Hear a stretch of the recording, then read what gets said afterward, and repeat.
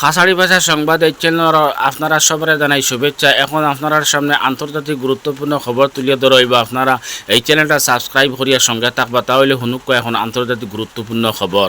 Lebanon বিল্ডিংয়ের নিচে bunker Hasan Nasrullah সহ 6 জন বড় বড় কমান্ডার বুয়াত আসলা। এই 6 জনরে ইসরায়েলে অ্যাটাক করিয়া শহীদ করে লইছে। এখন প্রশ্ন হইয়া থাকলো সমস্ত বিশ্বজুড়ি যে এই খবরটা খেয়ে দিল যে হাসান নাসরুল্লাহ সহ 6 জন কমান্ডার অমুক বিল্ডিংয়ের নিচে বাংকার বুয়াত আসইন। এই খবরটা ইসরায়েল দেখে দিল, কারণ ইসরায়েলে এমনভাবে হামলা করলো আর হাসান নাসরুল্লাহ সহ 6 জন কমান্ডারদের শহীদ করতে পারলো। এখন সমস্ত বিশ্বজুড়ে এই প্রশ্ন যে এই খবরটা খেয়ে দিল, নিশ্চয় যে খবর দিছে এই হিজবুল্লাহর হয়তো খুব ঘনিষ্ঠ, আর না হয় ইরানের খুব ঘনিষ্ঠ। কারণ হিজবুল্লাহর বা ইরানের ঘনিষ্ঠ ছাড়া এই ভিতরের খবরটা ইসরায়েলে দেওয়া সম্ভব নয়। কারণ বিবেকেও খর যে নিশ্চয় খবর দেনেওয়ালা এই হয় হিজবুল্লাহর ঘনিষ্ঠ আনাইলে ইরানের ঘনিষ্ঠ ওলা এক ব্যক্তি ইসরায়েলকে খবর দিছেন। একটা পত্রিকা লে প্যারিসিয়ন এই পত্রিকায় লেখছে যে ইসরায়েলে যে ব্যক্তি খবর দিছে হাসান নাসরুল্লাহ সহ 6 জন কমান্ডার এক বিল্ডিং ও বাংকার বুয়াত আসইন মিটিং করাত, এই ব্যক্তি হইলে গিয়া ইরানের খুব ঘনিষ্ঠ, ইরানের খুব উচ্চ স্তরের এক ব্যক্তিয়ে ওলা এক ব্যক্তি ইসরায়েলের খবর দিছেন। আর এটা বিবেকেও খর যে ব্যক্তি খবরটা দিছে এই ব্যক্তি হয় ইরানের ঘনিষ্ঠ না হিজবুল্লাহর ঘনিষ্ঠ।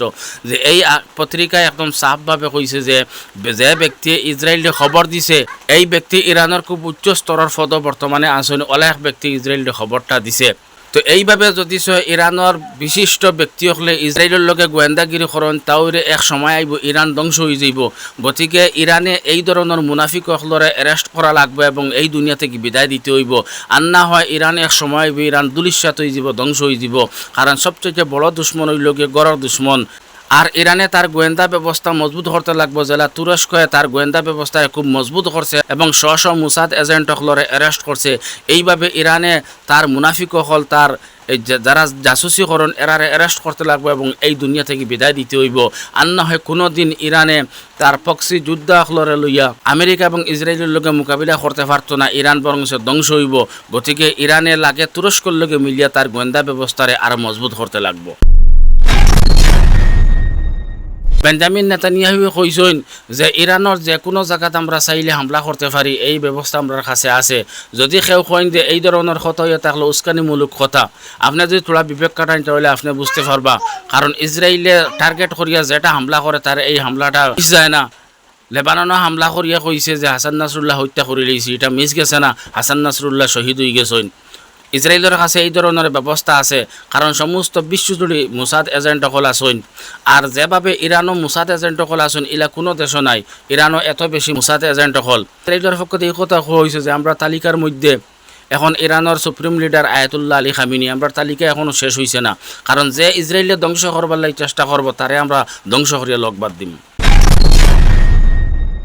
বেঞ্জামিন নেতানিয়াহুয়ে ইরানের পাবলিক হলরে একটা মেসেজ দিয়েছেন। মেসেজ হইল গিয়া যে বেঞ্জামিন নেতানিয়াহুয়ে কইতরা ও ইরানের মানুষ সকল, আমরা তোমাতানরে মারতাম চাইয়েন না, তোমাতান লগে লড়াই করতাম চাইয়েন না, আমরাও শান্তি চাই।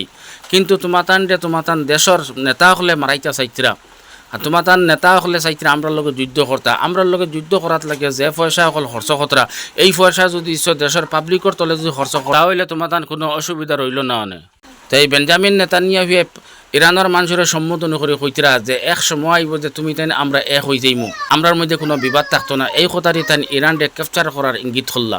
আর বর্তমানে ইরানের মধ্যেও মানুষের মধ্যে দুই দল ধরে লইছেন। এক দলের মত হইল ইসরায়েলের উপরে হামলা করো, আর এক দলের মত হইল আমরা যুদ্ধ চাই না, আমরা চাই শান্তি। তো এখন দেখা যায় ইরানের মধ্যে দুই দল ধরে লইছেন। আর ইসরায়েলের পক্ষ থেকে হয়েছে যে আমরা ইরানের এই সরকার চাই না, আমরা চাই সরকার পরিবর্তন।